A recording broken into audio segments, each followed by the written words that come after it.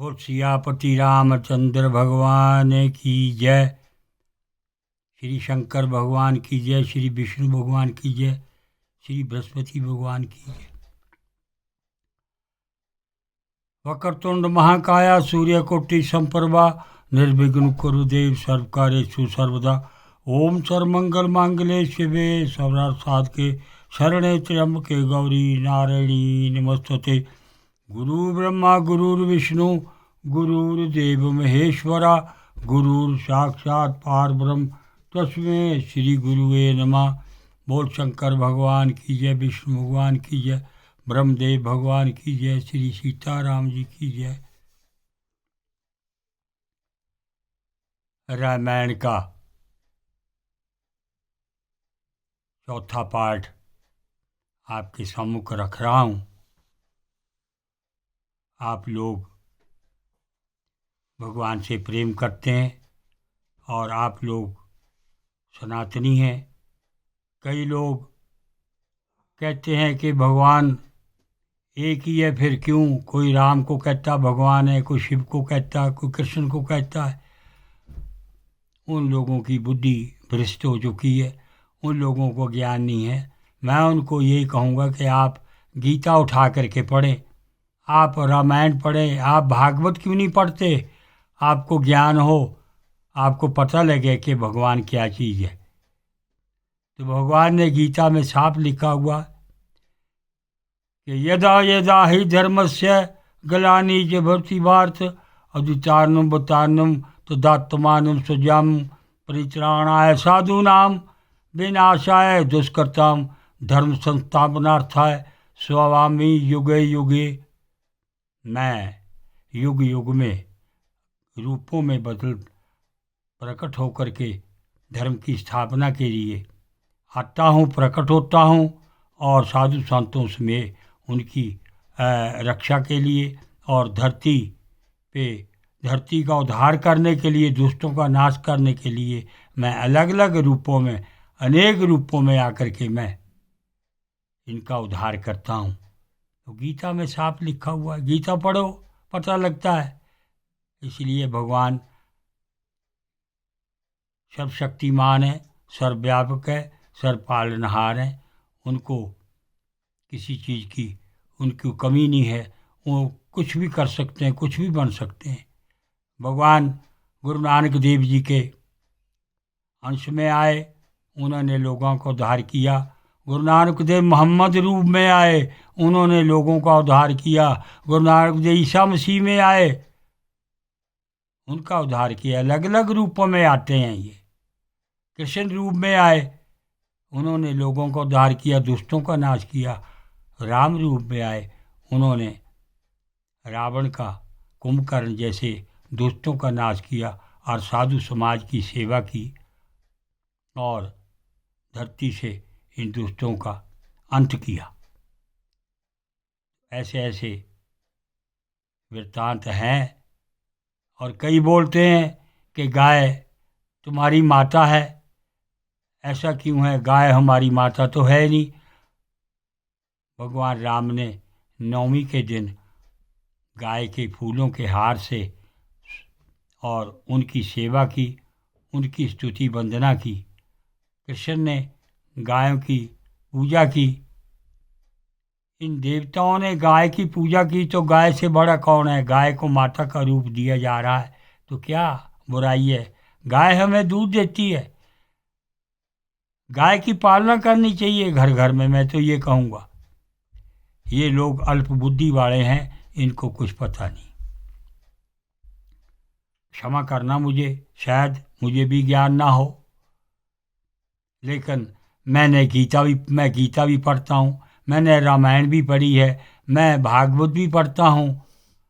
उनसे थोड़ा बहुत ज्ञान मिल जाता है।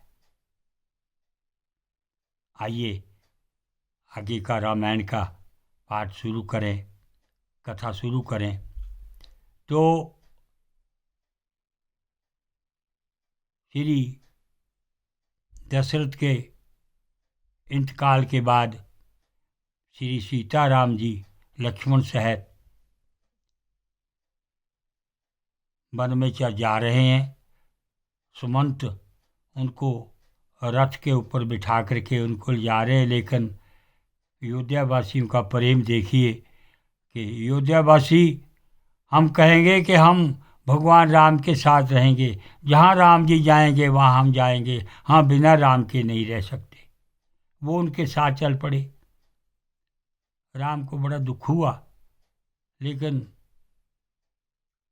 गंगा तट के ऊपर जब वो पहुँचे तो सुमंत को बुला करके श्री राम जी ने कहा, लक्ष्मण को बुला करके, कि आप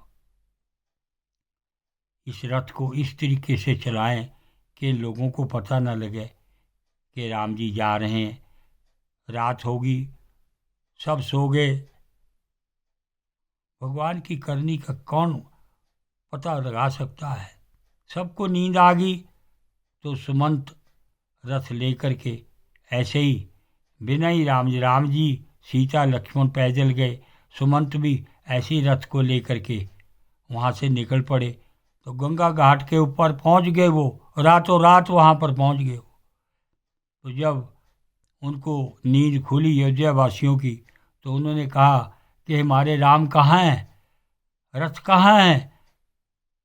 तो जब उन्होंने देखा तो दूर दूर तक वो भागे, लेकिन उनको राम जी नहीं मिले, राम तो जा चुके थे। लेकिन अयोध्यावासी वापस आ गए। तो राम जी गंगा के तट पर जाकर के वहाँ पर उन्होंने विश्राम किया, गंगा जी के दर्शन किए, गंगा जी को चरण वंदना की। और दूसरे दिन सुबह होते ही भगवान राम ने गंगा में स्नान किया, लक्ष्मण ने, सीता ने। और अब देखते हैं कि गंगा को पार कैसे करना है। तो वहाँ पर उन्होंने देखा तो एक मलाह उनको मिला, केवट। तो उनको बुलाया उन्होंने कि हमारे को गंगा के पार ले जाएंगे आप। तो केवट ने कहा, ये तो प्रभु श्री राम है, हा मेरा तो आज उद्धार हो जाएगा मेरे परिवार का। राम जी के दर्शन हो गए मेरे को, सीता के माता के दर्शन हो गए। तो उसने कहा कि हाँ, मैं आपको पार ले जाऊंगा, लेकिन ऐसे नहीं ले जाऊंगा। कि क्यों? कि नहीं, आप सुना है कि आपके चरण लगते ही एक स्त्री पत्थर बन गई थी, इसलिए मैं तो गरीब हूँ, मेरे तो रोजी रोटी इसी नाव से चलती है, तो आपको तो मैं पार नहीं ले जाऊंगा। तो फिर कैसे ले जाएंगे? तो पहले आप मेरे को वचन दें कि मैं आपके चरण पसार करके धोऊं इनको खूब, और तब जाके मेरी किस्ती किसी किस्म से क्षति ना हो इसको। तो राम जी ने उनको आदेश दे दिया। तो राम जी के चरण कमल लेकर के उस केवट ने खूब धोए और अपने परिवार को साथ में लेकर के आए और चरण वंदना की सारे परिवार ने सीताराम जी की। और उन्होंने वो जो अमृत था, जो उनके चरण का जल था, वो उन्होंने सबने पिया। और तब केवट ने कहा कि प्रभु आप बैठिए, नाम में अब मैं आपके साथ चलूँगा, अब आपको मैं पार ले जाऊँगा। तो वो राम लक्ष्मण सीता तीनों उसमें नाव के अंदर चढ़ गए और चल पड़े। और वो केवट जो है उनको लेकर के गंगा के पार चला गया। तो वहाँ प्रभु श्री राम को सीता ने देखा और सीता ने कहा कि इनको उतराई देनी चाहिए केवट को।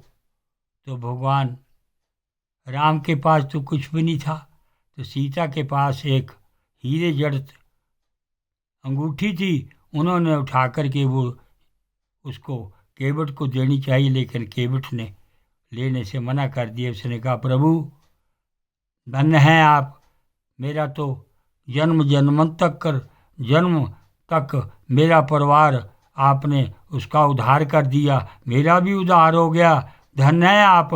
तो जब आप वापसी में आएंगे तब आपसे मैं उतराई ले लूँगा, अभी मैंने कुछ नहीं लेना है। बोल सियापति रामचंद्र भगवान की जय।